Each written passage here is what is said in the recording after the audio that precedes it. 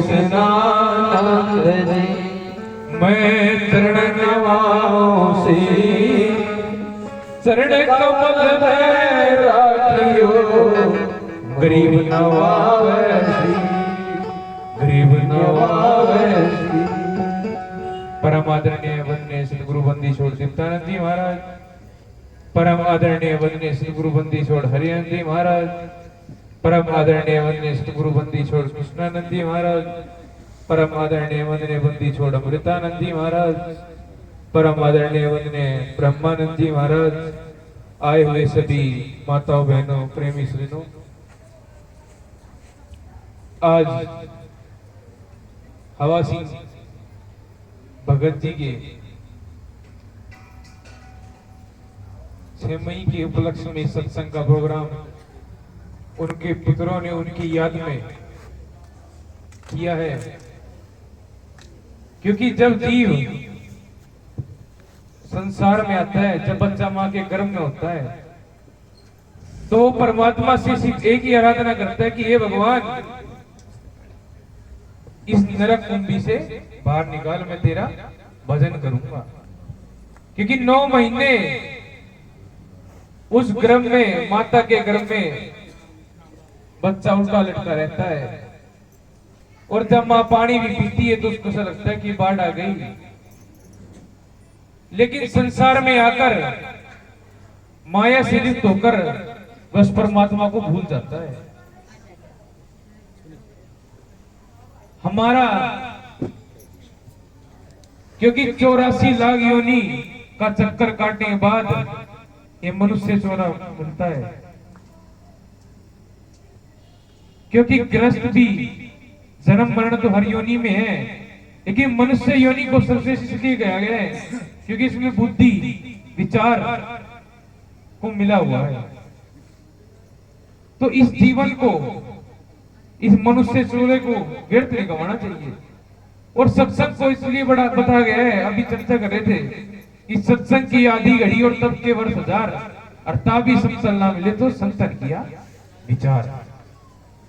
अगर जीव सत्संग में ठहर जाता है तो भवसागर से पार हो जाता है। एक बार हरदयाल दास जी सत्संग में बैठे थे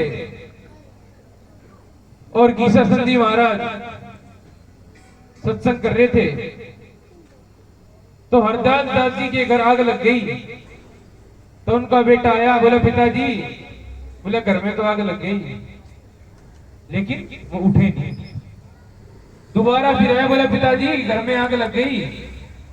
जब सारा झोपड़ा जल गया और जो उनके आसपास बैठे थे वो जब उसका झोपड़ा देखने गए, लेकिन हरदयाल जी सत्संग में से नहीं उठे। वाणी आती है, गुरु आज्ञा से जाइए, गुरु आज्ञा से आए, कहे कबीर सर्वलोक में नाई। क्योंकि गुरु की आज्ञा नहीं थी, वो सत्संग में ठहरे थे। तो जब सत्संग समाप्त हुआ तो गीसासन जी महाराज जी कहते हैं, कह रहे हरदयाल दास, वो तो छप्पर जल गया, लेकिन अगले पिछले सारे काट दिए। वाणी आती, जीता सुमरण ऐसा कीजिए जैसे हरदयाल दास, और छप्परवा का गलत है, बिना वचन नहीं जाता।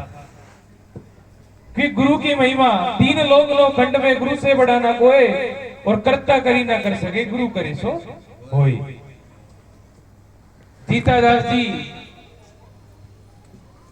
बहुत बड़े जमींदार, कई गांव के लंबरदार, और गांव वालों ने भड़का दिए कि एक बाबा जी है, बोले वो सबको परेशान करते हैं।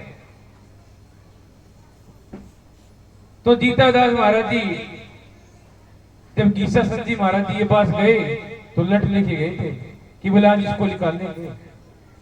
और जब नजर से नजर मिली, नजर और नजर निहाल, तो गीसासन जी महाराज जी बोले, अरे आप हमें क्या निकाल लोगे, हम आपसे निकाल लेंगे। कहां से? भवसागर से। और 65 साल की उम्र में जीतादास जी को ज्ञान हुआ था।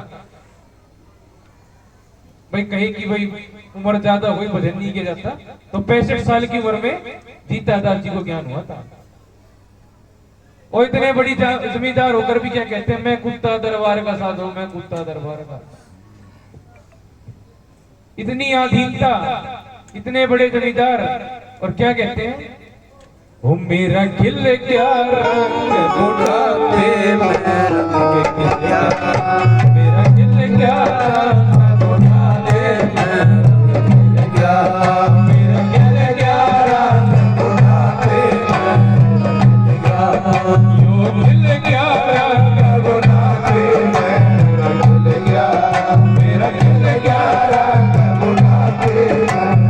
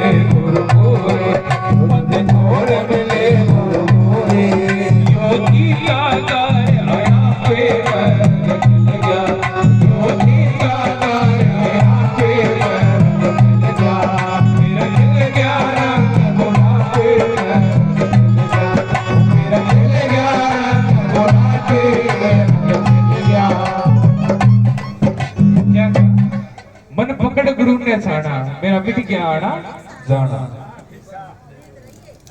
इस आत्मा को परमात्मा से मिलाने वाला कौन है भाई?